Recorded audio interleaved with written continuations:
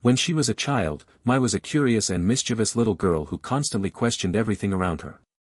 Every time she saw her mother folding clothes after dinner, she would sit beside her, imitating her by folding shirts and pairs of socks. Among the old garments, there was a white handkerchief that had turned ivory over time, its lace edges worn and dotted with frayed spots.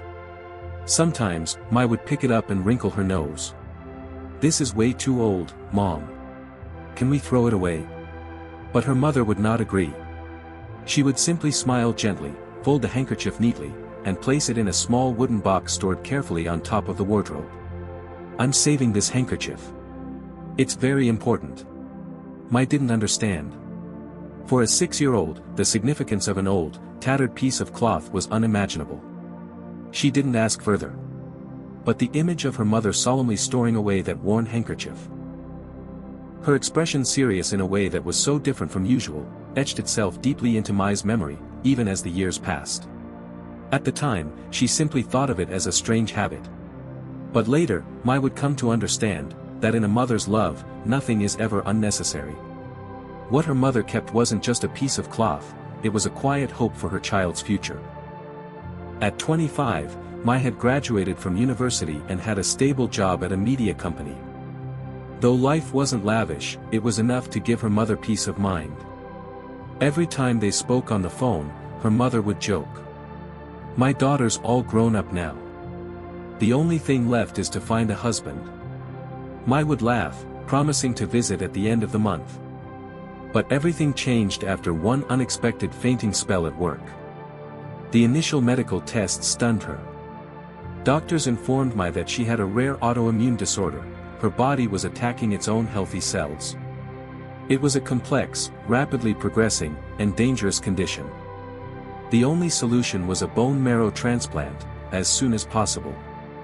Her mother immediately dropped everything, caught a night bus to the city, and stayed by her side. What followed was a desperate journey. They contacted all relatives and friends, searching for a compatible donor, but no one matched. Even the national bone marrow banks yielded nothing. Time was like a tightening rope. Mai's health deteriorated by the day. Her mother's eyes grew dark from sleepless nights, her hair turned grayer with every long night of worry. In those moments, the same mother who once quietly folded an old handkerchief reopened the dusty wooden box after so many years. In her heart, a faint glimmer of hope remained. That night, in the silent hospital room, with Mai asleep from exhaustion, her mother sat alone by the window. Her eyes looked into the distance, heavy with turmoil. The late-night breeze whispered through the cracks, and the helplessness in her heart grew with every tick of the wall clock. She stood up and quietly opened a small bag she had brought from home. From its bottom, she pulled out a worn wooden box, the edges frayed, the patterns faded. This was the same box she had carefully kept on the highest shelf of the wardrobe for decades, where no one would notice. Her hands trembled as she opened the lid. Inside was the old handkerchief, its fabric yellowed with age. Tucked neatly within it was a small piece of gauze, carefully wrapped, bearing an inscription in faded handwriting, "Umbilical cord blood, Mai, 1999. When Mai was born, an obstetrician had once said, "Umbilical cord blood contains stem cells. If preserved, it might one day help the child in a critical situation." At the time, she hadn't fully understood. But a mother's heart had whispered, "Keep it. Just in case, one day, your child might need it." She had kept it, carefully wrapped. Through house moves, life changes, countless events, the box had never left her side. And now, when hope seemed all but lost, she brought that blood sample to the doctor, pleading, "Please, can you test this? It's my daughter's cord blood. I've kept it since the day she was born." The doctors were surprised. The sample was nearly 25 years old. Could it still contain living cells? Yet they accepted it, and sent it for urgent testing. As they waited for the results, her mother sat in the hospital corridor, clutching the old handkerchief, holding on to the last fragile thread that connected life and hope. And then, a miracle came. The test results arrived that night. The doctors made no promises. The sample was ancient, nearly 25 years wrapped in a piece of gauze, with no modern medical preservation. If any stem cells had survived, it would be a miracle. Her mother sat through the night in the corridor. The fluorescent light above flickered, casting her shadow onto the cold floor. In her hand, she still held the old handkerchief, faded, its lace torn, as if letting go would also mean letting go of hope. The next morning, the head doctor walked into the hospital room, his face full of emotion. He looked at the mother, then at my, still unconscious, and spoke with astonishment and reverence. "We've done a thorough analysis, and something incredible has happened.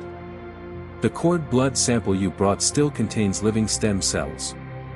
Enough for the transplant." Her mother went speechless. Tears welled in her eyes. She couldn't speak. Immediately, the medical team began preparations for the bone marrow transplant. It was a race against time, but this time, they had a weapon to fight with, the stem cells from the tiny gift that the mother had preserved for nearly 3 decades. On the day Mai was wheeled into surgery, her mother held her hand tightly and whispered, "I kept that old handkerchief for you. Now I'm giving it to you. You have to live, please." The operating room doors closed. Her mother stood outside, praying, just as she had silently prayed every day for her daughter over the past 25 years, but never as intensely as she did now. Time passed slowly. At last, the doors opened. The doctor stepped out, removed his mask, and smiled gently. The transplant was a success. All signs are stable. Your daughter has been saved. Her mother collapsed into the chair, not from despair, but from the overwhelming relief of being able to breathe again for the first time in months. The old, tattered handkerchief had saved an entire life. The transplant succeeded. Mai was moved to recovery after several days in the intensive care unit. When she opened her eyes, the first thing she saw was her mother's face. Gaunt, pale, but smiling as gently as she always did whenever Mai had a fever as a child. Her mother said little. She simply squeezed her daughter's hand and handed her a keepsake framed in glass, the old handkerchief. "I've kept this since the day you were born," her mother said, her voice light as a breeze. "I didn't know if it would ever be needed, but something told me that one day, you just might." Mai looked at the handkerchief, the fabric yellowed with age, the edges clumsily hand-sewn, with the same awkward stitches she used to laugh at. Now, everything appeared like a vivid painting of time, and love. It was then that she understood, what her mother had preserved for 25 years wasn't just an object. It was belief, responsibility, and the quiet preparation of a mother's love for her child. Mai reached out and touched the glass frame. Her throat tightened. In her memory, she saw all the times she had brushed past her mother, rushed, impatient, careless. All the times she thought her mother was too meticulous, old-fashioned, clinging to things no one cared about. And yet, it was those very things that had saved her life. In that simple hospital room, with no applause and no spotlight, her mother's love shone brighter than anything. No drama. No fanfare. Just quiet and steady, like a stream, flowing silently, cool and everlasting. After leaving the hospital, Mai framed the handkerchief and hung it right above her desk. Every morning, she would look at it, a reminder that she was alive, because of unconditional love. She began to live differently. To listen more. To be more grateful. To love her mother more, not with rushed, "I love yous," but with longer hugs, more visits home, and moments of quiet shared together. That handkerchief became a sacred symbol in her heart. Not because it was old, but because it held a love that never grew tired. Time passed. Mai fully recovered. Her body slowly regained strength, but the greatest change was in how she saw the world, and her mother. After that life-changing ordeal, Mai took extended leave, not to escape, but to slow down. She visited her hometown more often, shared simple meals with her mother, helped in the garden, picked vegetables, and listened to childhood stories she used to brush off in the name of being too busy. The old handkerchief, once dismissed as trash, was now proudly framed in rustic wood. It hung in the small living room of their modest home, next to a long-ago family photograph. Whenever someone asked about it, her mother would smile and say, "That's part of my child's lifeblood. Something I kept for nearly 25 years, without anyone knowing."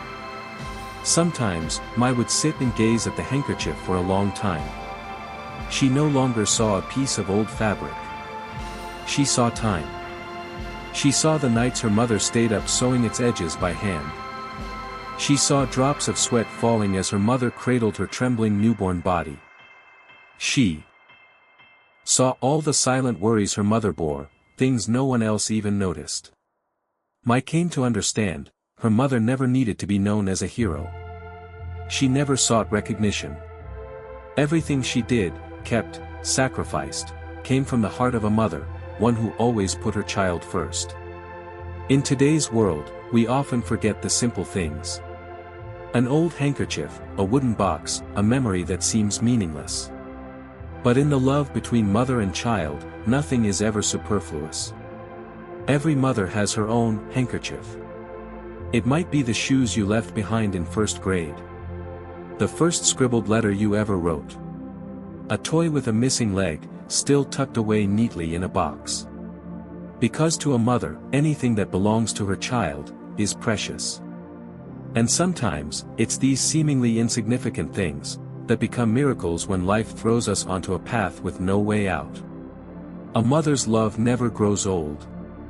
Only we, sometimes forget.